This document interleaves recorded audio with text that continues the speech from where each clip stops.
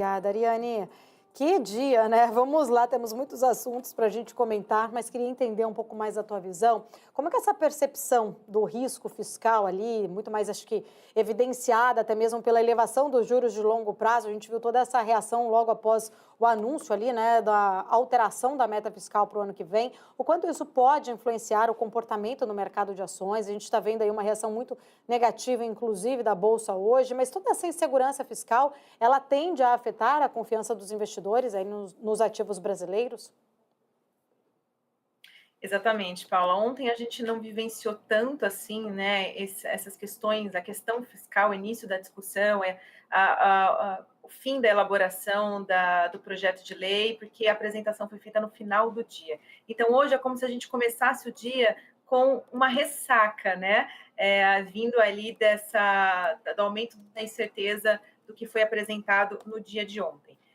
A gente sempre vem reforçando que o principal vetor de volatilidade, ou seja, né, a aversão a risco, não só do mercado brasileiro, mas do investidor estrangeiro também é a trajetória da dívida pública aqui no Brasil.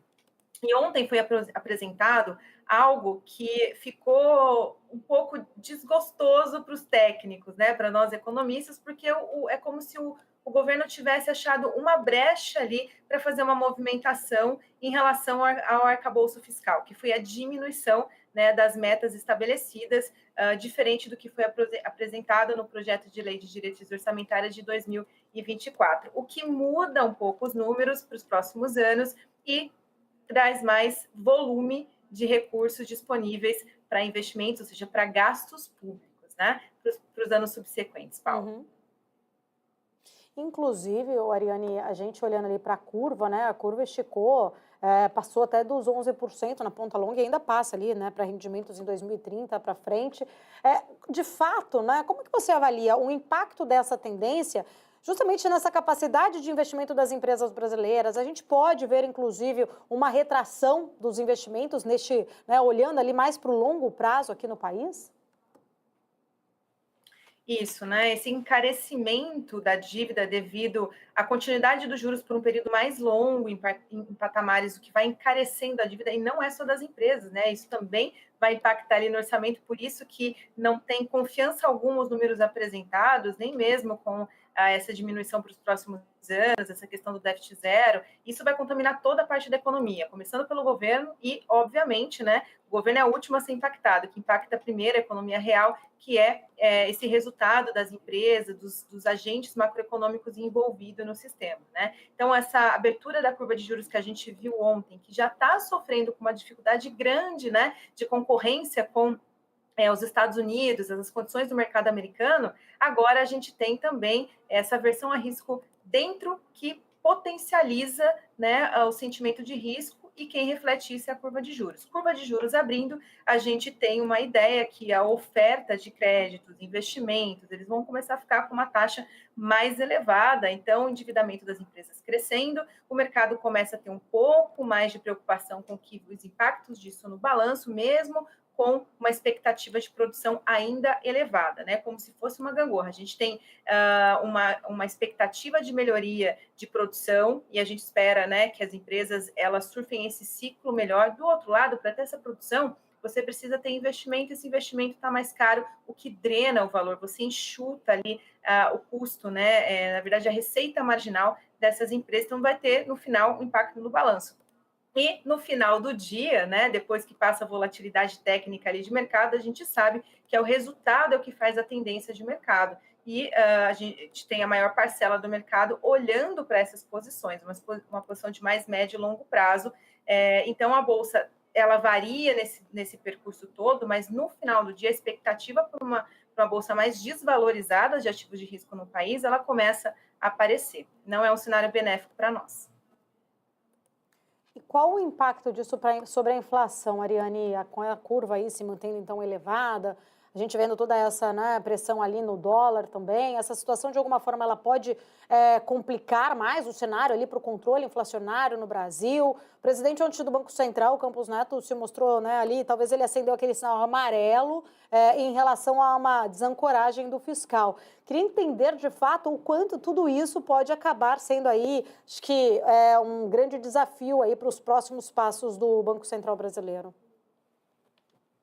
Para esse ano, esse impacto do fiscal, ele vem nas expectativas mesmo, como o Campos Neto bem citou, né? Ele desancora as expectativas e, com isso, ele impede que o Banco Central faça qualquer movimentação mais expansionista de taxa de juros, porque ele vai ter que conter esse crédito mais caro, investimento mais caro, ele precisa conter essas taxas, tá? Para ter um certo equilíbrio. Para os anos subsequentes, a expectativa de inflação, ela muda, porque a base monetária, ela está expansionista via investimento governamental. A gente está falando aqui de uma previsão de 2,135 trilhões de reais para 2026, se a meta ficar dentro, a meta fiscal ficar dentro das bandas, né? Que essa foi a grande movimentação que o governo apresentou ontem. Então, diminuindo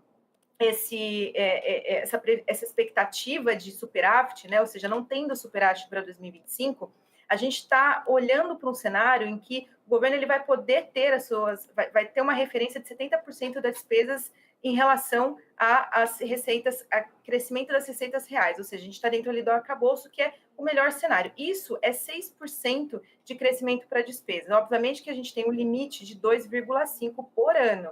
E aí essa conta fecha nesses 2 trilhões. Então, olha o aumento que a gente tem, né, de investimento, de base, que, obviamente, você cresce um país com esse investimento, mas, por outro lado, você tem que ter ali um controle maior sobre a inflação, o que pode vir a impedir que o Banco Central faça uma política de juros mais baixos, né? E no final do dia também, o que realmente importa para que a gente tenha uma produção saudável é uma dívida mais controlada. E com juros mais altos, a gente vem para os próximos anos uma piora da qualidade da dívida pública também. Tudo isso reflete cenário inflacionário e a trajetória de política monetária, perdão. Ô, Ariane, tentando entender, né, você trouxe aí a questão da dívida pública, acho que um ponto muito importante, né, de ser olhado, até porque parece que foi até a primeira vez, né, que na LDO vem aí trazendo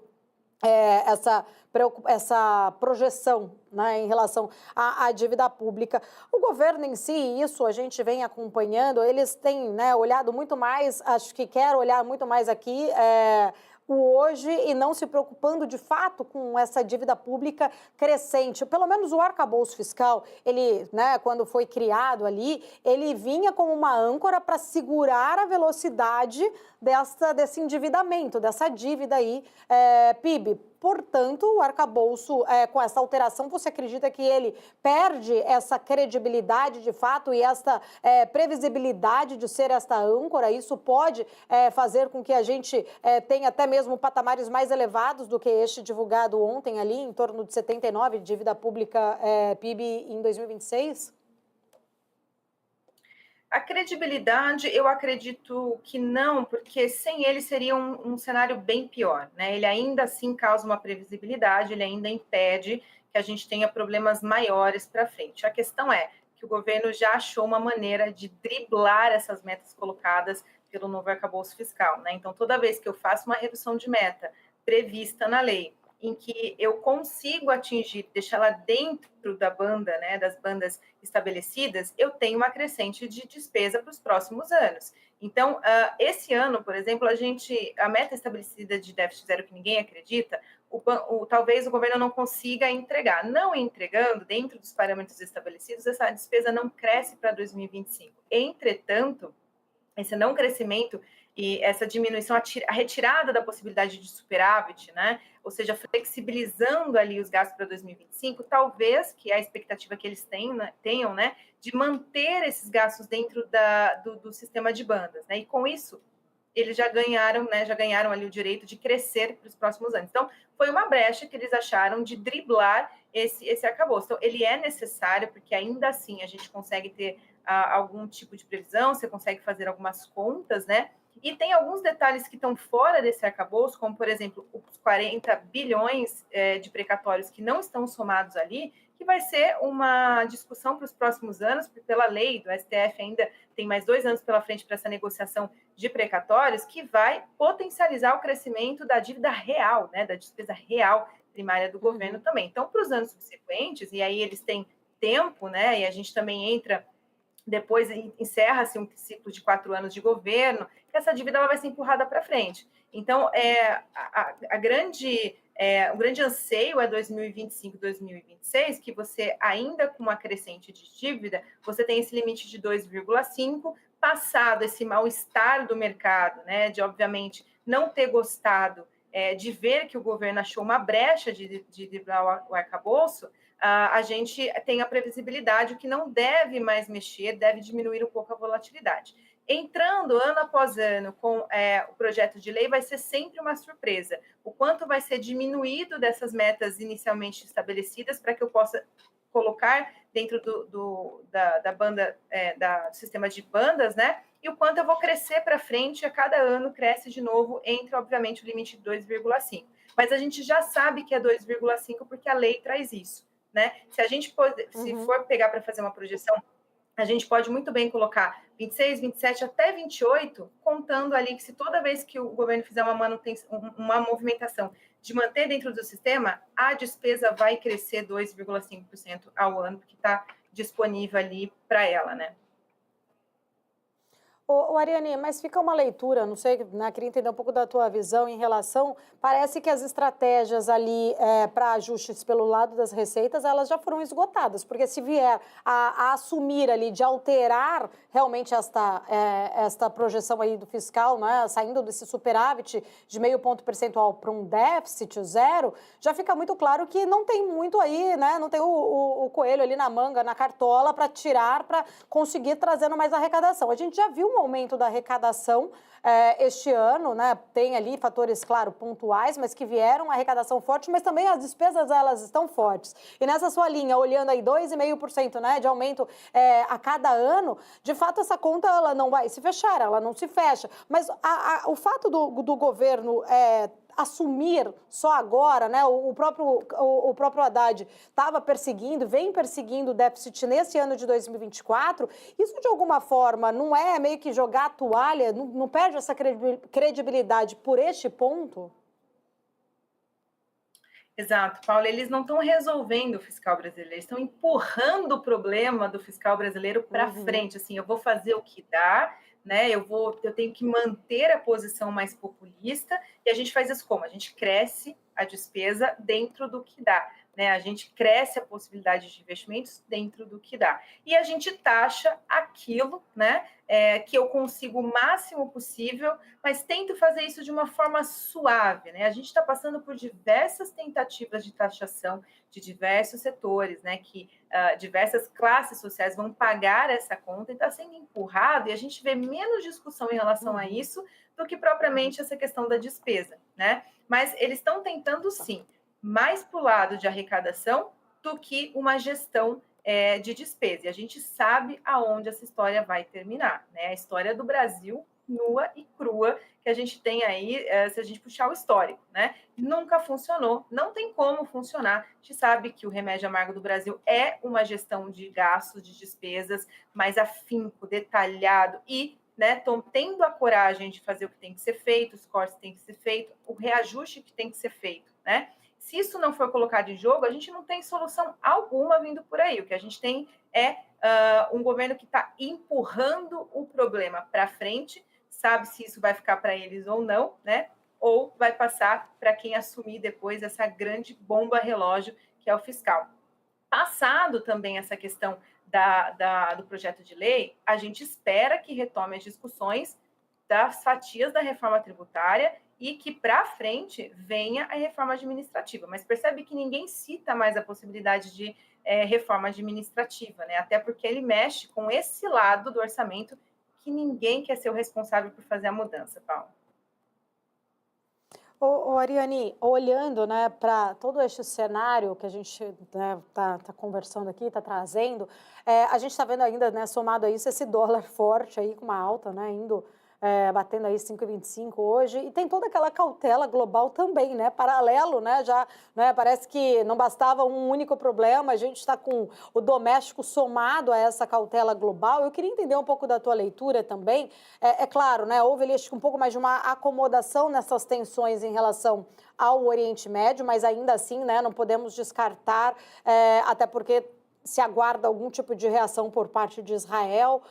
Ainda, né, tem toda aquela tensão em relação se isso vai deixar o Federal Reserve ainda mais cauteloso numa sinalização ali dessas incertezas geopolíticas em relação a uma tomada de decisão, a um corte de juros por lá. É uma tempestade perfeita, vamos dizer assim, que infelizmente os investidores estão tendo que passar aí nesses últimos dias, né, vamos dizer, nessas últimas horas. O quanto o global, né, na tua visão, ainda assim, né, tem sido essa grande, talvez essa grande dor aí que o investidor vai ter que segurar aí por mais tempo?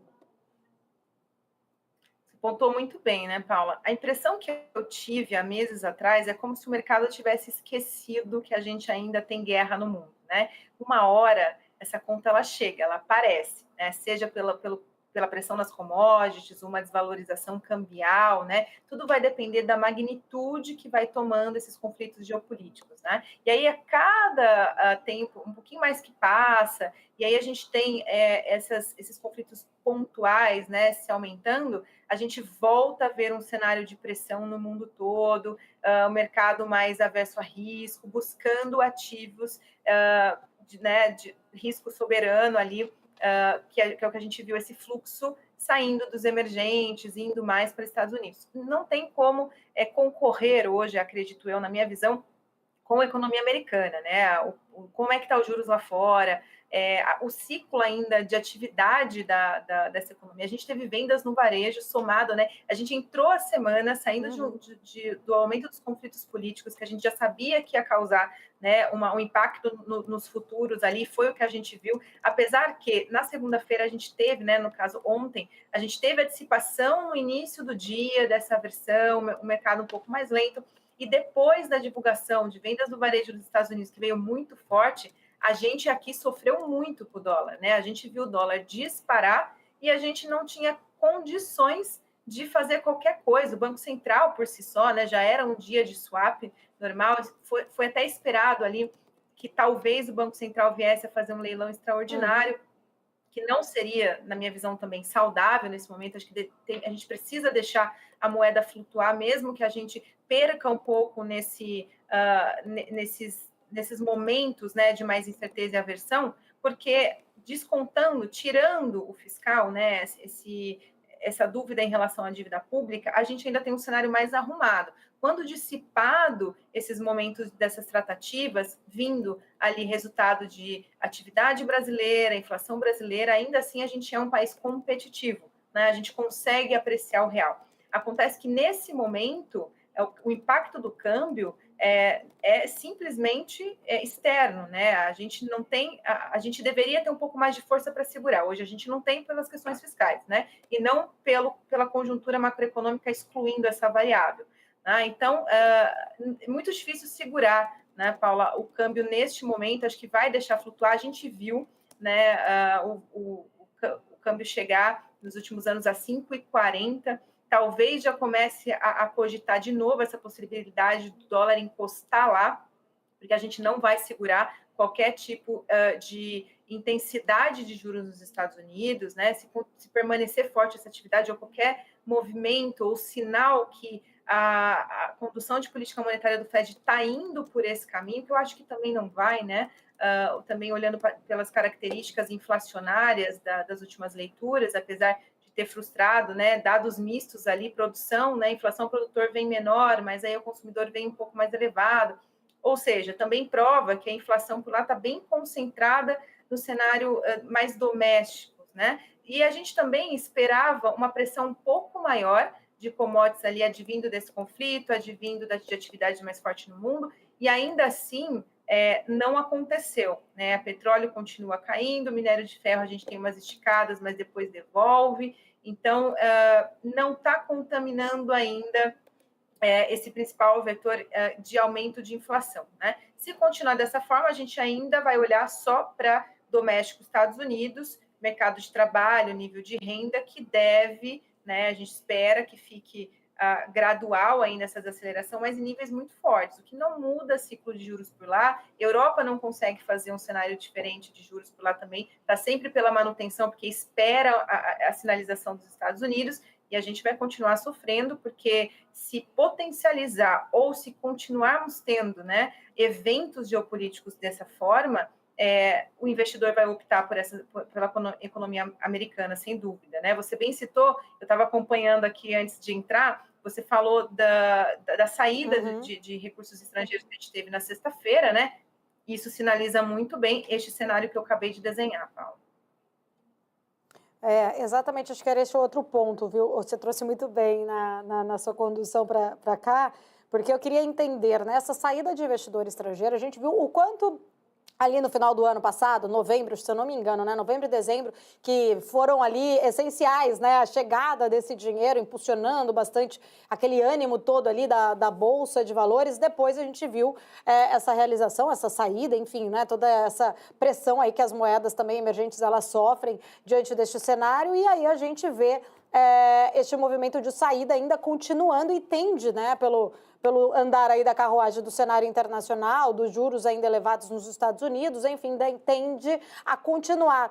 A gente fica ano, sai ano, entra ano, vivendo daquele voo de galinha na nossa bolsa, né, Ariane? Vendo ali o rally de fim de ano, salvando, às vezes, em alguns momentos pontuais no ano, mas em geral sempre vindo ali muito mais para o rally de fim de ano, a alta do nosso mercado. A tendência é continuar aí, Bovespa, nessa trajetória, nesse voo aí, talvez de galinha, andando de lado, esperando ali uma melhora desse cenário somente quando os juros caírem lá nos Estados Unidos?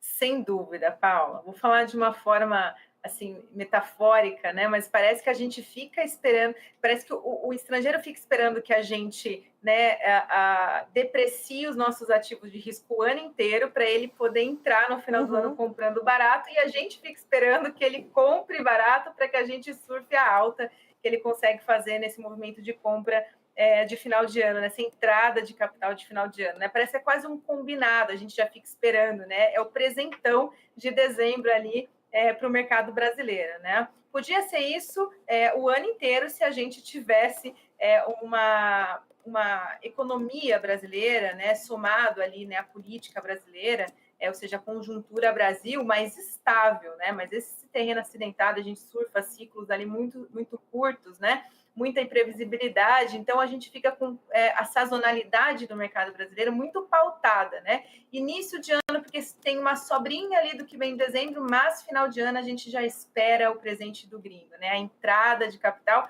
Mas e por que tem entrada de capital? Porque já se consolidou o que foi a economia anual do Brasil, né? Dispersa um pouco a versão a risco, e a gente tem sempre a bolsa muito mais barata, né? Ali setembro, outubro, a gente já vê a depreciação bastante do valor que perdeu a bolsa, e o fluxo do estrangeiro é muito grande. O nosso mercado é muito pequeno perto da capacidade, né, do mercado global de economias desenvolvidas que entram aqui.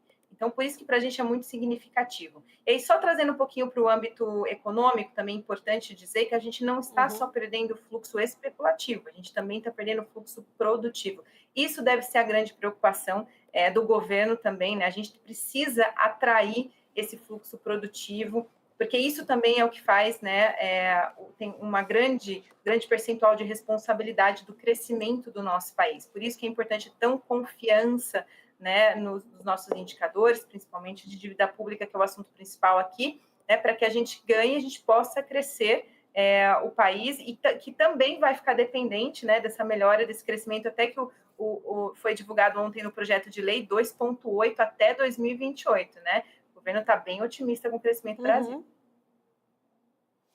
E crescimento China, não posso deixar de te perguntar também, viu, Ariane? Falando em crescimento, aí você deu a deixa. A gente teve hoje o PIB chinês, apesar que a gente teve dados mistos ali, né, vindo da economia da China. A gente sabe que no meio desse cenário global, dos desafios do cenário global, China, a inflação são riscos para o crescimento global em 2024, principalmente, o próprio FMI falou isso. Mas eu queria entender um pouco da tua leitura sobre estes dados divulgados hoje da economia chinesa e o impacto disso também, né, para a recuperação global.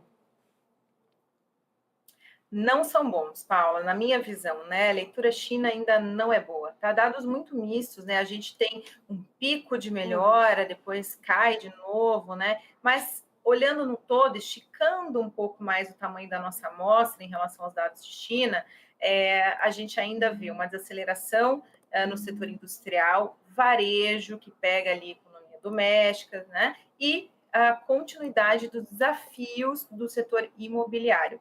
O PIB que foi divulgado ontem, né, no final da noite, trouxe um crescimento no trimestre, mas quando a gente abre esse PIB, a gente vai olhar a qualidade desse PIB, o sinal foi muito ruim da China, né?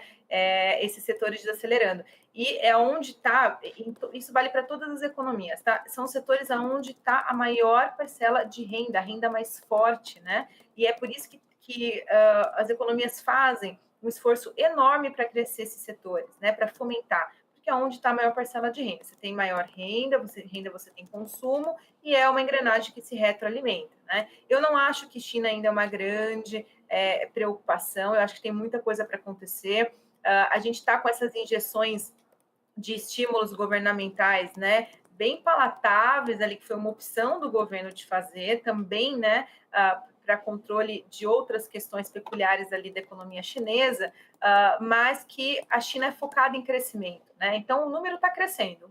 O problema é que o qualitativo não, ou seja, é um crescimento insustentável, né? A China se torna muito mais vulnerável com um qualitativo ruim. E a gente não tem tanto anseio por crescimento, assim, que eu acho que as projeções estão trazendo cada vez menos o crescimento de China, que é olhando para a inflação. Inflação desacelerando muito forte por lá, né? Chega a ser uma proxy da atividade, ou seja, uma inflação menor, a proxy de uma atividade menor também, né? Não tem esse estímulo por preços, porque não tem produção, se não tem produção é porque também não tem estímulo, né? Demanda por consumo.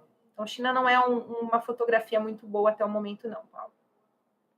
E com certeza aí, na tua visão, vai acabar impactando minério, enfim, commodities como um todo, né? Um consumo menor, uma perspectiva até mesmo menor ali para o setor de construção, isso tende a trazer aí uma volatilidade também para as commodities. Exatamente. Eu acho que essa alta do minério de ferro não foi focado em China propriamente. Eu acho que olhando para uma média de crescimento das economias globais, né, a gente vê uma tendência de alta, né? Ou seja, economias ainda crescendo, economias ainda fortes, a desaceleração muito pequena, né, dado a taxa de juros mundial. Então, dados mais fortes, principalmente economias desenvolvidas, mas aí a gente olha para os emergentes, também tem dado de crescimento não qualitativo, né? Gera esse anseio por mais commodities metálicas, né? Então, eu acho que essa alta do petróleo é mais uma movimentação de crescimento global do que somente China, mas a China tem um grande peso, né, para minério, então esses dados acabaram apagando um pouco esse protagonismo do minério. Mas eu acho que essa tendência de alta deve perdurar por mais tempo, viu, Paulo? Enquanto a gente tiver esses riscos geopolíticos, petróleo, minério, né, entre outras commodities energéticas, a gente tem mais uma probabilidade de alta do que de baixa. Maravilha, Ariane. Quero agradecer. Muito obrigada por estar aqui com a gente. Fica sempre o convite para voltar na nossa programação.